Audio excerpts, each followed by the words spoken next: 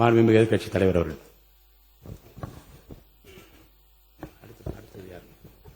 மாண்புமிகு பேரவைத் தலைவர் அவர்களே, இன்றைக்கு தமிழ்நாடு விவசாயிகளுடைய வேதனைக்கு இந்த அரசு ஒரு சரியான தீர்வை காண வேண்டும்னு இந்த ஒத்திவைப்பு தீர்மானத்தை நாங்கள் இங்கே கொடுத்திருக்கிறோம்.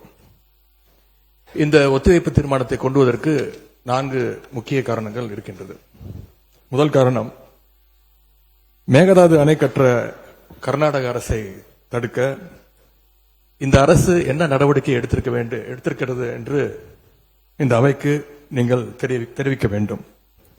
இரண்டாவது காரணம், முழு பயிர்க்கடன் தள்ளுபடின்னு நீங்க தேர்தலின் போது வாக்குறுதி கொடுத்துவிட்டு இன்றைக்கு ஆட்சிக்கு வந்துவிட்டு அரைகுறை தள்ளுபடி மட்டும் செய்வது ஏன்?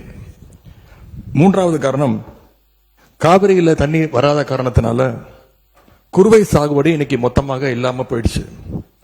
இதற்கு தகுந்த நிவாரண தொகையை எப்பொழுது இந்த அரசு விவசாயிகளுக்கு கொடுக்க போகின்றது? நான்காவது காரணம், டெல்டா மாவட்டங்களை வறட்சி பாதிக்கப்பட்ட மாவட்டங்களாக அறிவிச்சு அங்க இருக்கக்கூடிய விவசாயிகளுக்கு உரிய நிவாரணத்தை இந்த அரசு கொடுக்க வேண்டும். முதல்ல மேகதாது பிரச்சனையில இருந்து என்னுடைய உரையை நான் துவங்குகின்றேன். தாவேக அரசு அமைஞ்சதிலிருந்து மேகதாது அணை கட்டுறதுல இதுவரை காட்டாத ஒரு வேகத்தையும் தீவிரத்தையும் இன்றைக்கு கர்நாடக அரசு காட்டி வருகின்றது. மேகதாது விஷயத்துல ஒரு முறை மட்டும் பிரதமர் கிட்ட நம்முடைய முதலமைச்சர் அவர்கள் கோரிக்கை வச்சாரு.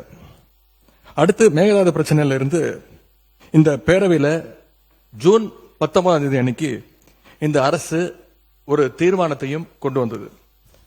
ஆனா அந்த தீர்மானம் மட்டும் நிறைவேற்றினா போதாது, அனைத்து கட்சி தலைவர்களோடு சேர்ந்து டெல்லிக்கு செல்ல வேண்டும் என்று எங்களுடைய கழக தலைவர்கள் சொன்ன ஆலோசனையும் நான் இந்த அவையிலே பதிய வைத்திருக்கின்றேன். அப்போதுதான் நாம் அனைவரும் இந்த விஷயத்தில் ஒற்றுமையாக இருக்கிறோம் என்பதையும் நாம் அவர்களுக்கு சொல்ல முடியும். இந்த இடைப்பட்ட காலத்தில் நாங்கள் சொன்னதையும் இந்த அரசு செய்யவில்லை. அனைத்து கட்சி கூட்டத்தை கூட்டணும்னு தொடர்ந்து வலியுறுத்தி கேட்டுக்கொண்டு வருகின்றோம். திராவிட முன்னேற்ற கழகம் மட்டுமல்ல, தமிழ்நாட்டில் இருக்கக்கூடிய அனைத்து கட்சியும் இந்த அனைத்து கட்சி கூட்டத்தை கூட்ட வேண்டும் என்று தொடர்ந்து வலியுறுத்தி வருகின்றார்கள். ஏன் கேட்டுக்கிறோம்னா, கர்நாடக முதலமைச்சரும் அந்த அரசும் மேகதாது விஷயத்தில் மிகவும் தீவிரமாக செயல்பட்டு வருகின்றார்கள். ஜூன் 11ஆம் தேதி ஒன்றிய நிதியமைச்சர் திருமதி நிர்மலா சீதாராமனை கர்நாடக முதலமைச்சர் அவர்கள் நேரில் பார்த்து மேகதாது அணை கட்டுவதற்கு நிதியுதவி வேண்டும் என்று கோரிக்கை வச்சிருக்கிறார். ஜூன் 12ஆம் தேதி ஒன்றிய ஜல்சக்தி துறை அமைச்சர் திரு CR பட்டீல் அவர்களை நேரில் பார்த்து மேகதாது திட்டத்திற்கு நீங்கள் ஒப்புதல் அளிக்க வேண்டும் என்று கோரிக்கை வச்சிருக்கிறார். ஜூலை 27ஆம் தேதி அன்றைக்கு நாடாளுமன்றத்தில் ஒன்றிய ஜல்சக்தி துறை அமைச்சர் இணையமைச்சர் மேகதாதுல அணை கட்ட தமிழ்நாடு, புதுச்சேரி மாதிரியான கீழ்ப்படுகை மாநிலங்கள், அதாவது லோவர் ரிப்பேரியன் ஸ்டேட்ஸ், அதனுடைய அனுமதி தேவையில்லை என்று கூறியிருக்கிறார்.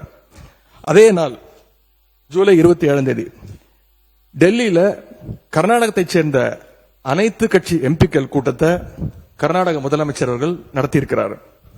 கர்நாடக அமைச்சர் திரு ராமலிங்க ரெட்டி, கர்நாடக அரசுடைய டெல்லி பிரதிநிதி, கர்நாடக அரசுடைய தலைமை வழக்கறிஞர், மூத்த அதிகாரிகள் எல்லாரும் சேர்ந்து மேகதாது சம்பந்தமாக அந்த மாநில முதலமைச்சர் ஆய்வுக் கூட்டத்தையும் நடத்தியிருக்கிறார். எல்லாத்துக்கும் மேல ஆகஸ்ட் 2ஆம் தேதி பெங்களூர்ல அனைத்து கட்சி கூட்டத்தை கூட்டுறோம்னு கர்நாடக முதலமைச்சர் அனைத்து கட்சிக்கும் அழைப்பும் விடுத்திருக்கிறார். திரு சீதாராமையா, திரு பசவராஜ் பொம்மையா, திரு எடியூரப்பா, திரு குமாரசாமி, திரு வீரப்ப மொய்லி என 5 முன்னாள் முதலமைச்சர்கள் உட்பட அந்த முக்கியமான கூட்டத்தில் முக்கியமான தலைவர்கள் அனைவரும் அந்த கூட்டத்தில் கலந்து கொண்டிருக்கிறாங்க. கர்நாடக முதலமைச்சர் அந்த கூட்டத்தில் ஊடகங்களை சந்திச்சு பேட்டியும் தெளிவாக கொடுத்திருக்கிறார். இப்படி அவங்க ஸ்டெப் பை ஸ்டெப்பாக ஒரு மாசத்துல பல நடவடிக்கைகளை தொடர்ந்து எடுத்துக்கிட்டு வராங்க. மாநில நலன் அப்படின்னு வந்தா அவங்க எப்படி அரசியல் வேறுபாடுகள் எல்லாம் பார்க்காம கடந்து மறந்து ஓரணியில் நிற்கிறாங்களோ, அதே போல நாமளும் நம்முடைய ஒற்றுமையை கர்நாடக அரசுக்கும் ஒன்றிய அரசும் காட்ட வேண்டும் அப்படின்னு தான் நாங்கள் அனைத்து கட்சி கூட்டத்தை தொடர்ந்து கூட்ட வேண்டும் என்று எங்களுடைய கோரிக்கையை வச்சிருக்கிறோம். விவசாயிகள் மேல அக்கறை உள்ள ஒரு அரசு இதையெல்லாம் கேட்காமல தானாகவே செய்ய வேண்டும். மாண்புமிகு சட்டமன்ற எதிர்க்கட்சி தலைவர் சிறப்பு கவன ஈர்ப்பு தீர்மானத்தில் தாங்கள் குறிப்பிட்டுள்ள அந்த செய்திகளை பற்றி மட்டும் நீங்கள் இங்கே பேச வேண்டும். விரிவாக விளக்கமாக பேசுவதற்கு மானிய கோரிக்கைகள்லாம் வருகிற போது நீங்கள் பேசிக்கொள்ளலாம். இப்போது உங்களுடைய கடிதத்தில் குறிப்பிட்டுள்ள எந்த விதியின் கீழ் நீங்கள் கொடுத்தீர்களோ அதை நான் மாற்றி சிறப்பு கவன ஈர்ப்பு தீர்மானமாக எடுத்துக் கொண்டிருக்கிறேன். சுருக்கமாக நீங்கள் கடிதத்தில் சொல்லியுள்ள அந்த பிரச்சனையை மட்டும் நீங்கள் பேசும்படி கேட்டுக்கொள்கிறேன். ஏன் அனைத்து கட்சி கூட்டத்தை கூட்ட மறுக்கிறீர்கள் என்பதுதான் சிம்பிளாக நான் கேட்கக்கூடிய கேள்வி.